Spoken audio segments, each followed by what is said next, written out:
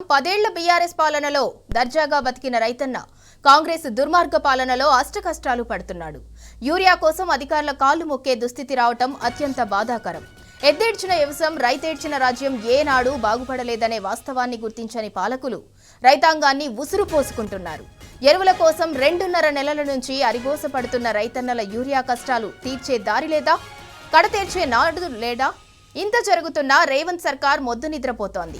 కనీస మానవత్వం లేకుండా వ్యవహరిస్తోంది. ఓట్లేసిన పాపానికి పడరాని బాధలు పడుతున్నామంటూ అన్నదాతలు శాపనార్థాలు పెడుతున్నారు. కర్కశ కాంగ్రెస్ పాలనలో యూరియా కోసం తిండి నిద్ర మానుకొని సొసైటీ ఆఫీసుల వద్ద పడిగాపులు కాయాల్సి వస్తోందంటూ దుమ్మెత్తిపోస్తున్నారు. ఎరువుల కేంద్రాల వద్ద కిలోమీటర్ల మేర క్యూలైన్లలో చెప్పులు పెట్టి వేచి చూస్తున్నా తమను కనుకరించటం లేదంటూ కన్నీళ్లు పెట్టుకుంటున్నారు. కాంగ్రెస్ పార్టీకి ఓటేసిన పాపానికి కంటి మీద కునుకు లేకుండా పోయిందని కట్టలు తెంచుకున్న ఆగ్రహంతో అన్నదాతలు నిప్పులు చెరుగుతున్నారు. వరంగల్ జిల్లా జనగామ, ఆదిలాబాద్ జిల్లాలో రైతులు యూరియా కోసం కష్టాల కడలిని ఈదుతున్నారు.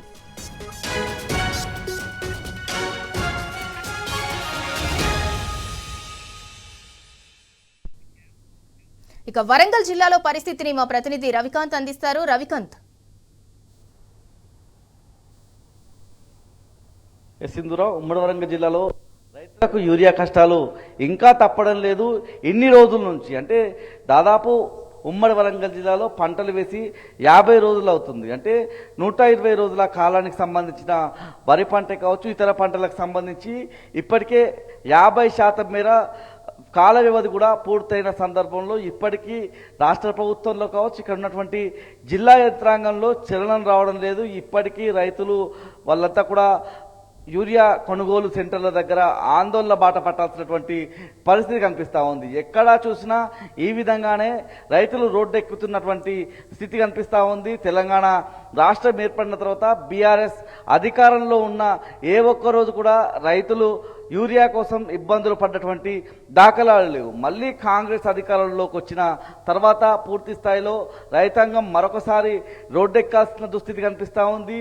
ఏదైతే గ్రోమోర్ కావచ్చు, ఆగ్రోస్ కావచ్చు, పిఎస్సిఎస్ కేంద్రాల దగ్గర పడిగాపులు కాయాల్సినటువంటి దుస్థితి రైతులకు దాపురించింది. పూర్తి స్థాయిలో వృద్ధులు, మహిళలు వీళ్ళంతా కూడా యూరియా కొనుగోలు సెంటర్ల దగ్గర పడిగాపులు కాయాల్సినటువంటి దుస్థితి కనిపిస్తూ ఉంది. కొన్ని చోట్ల తోపులాటలు జరుగుతూ ఉన్నాయి. ఆ లైన్లలో నిలబడి స్పృహ కోల్పోయినటువంటి సందర్భాలు కూడా ఉమ్మడి వరంగల్ జిల్లాలో చాలా చోట్ల మనకు కనిపిస్తూ ఉన్నాయి. ఇవాళ కూడా జనగామ జిల్లా పాలకుర్తి నియోజకవర్గ కేంద్రంతో పాటు జయశంకర్ భూపాలపల్లి జిల్లా చిట్యాల మండలం నైన్పాక గ్రామంలో రైతులు ఆందోళన బాట పట్టినటువంటి సందర్భం కనిపిస్తూ ఉంది.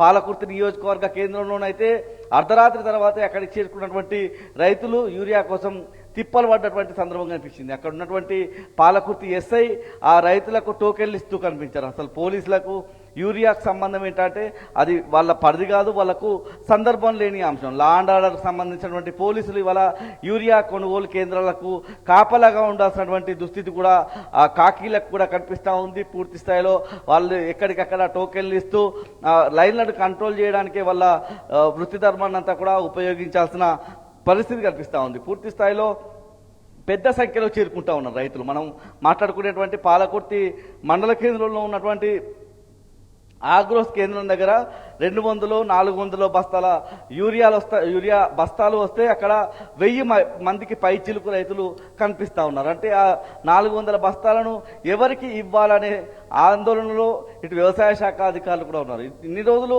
వ్యవసాయ శాఖ అధికారులు యూరియా ఉంది, యూరియా కొరత లేదని చెప్పేటువంటి ప్రయత్నం చేశారు.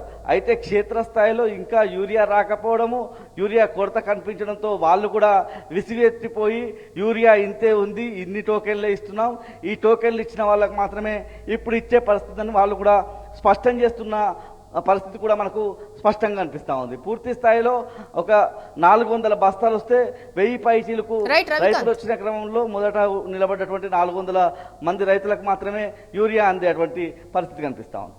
Right, thank you Ravikanth.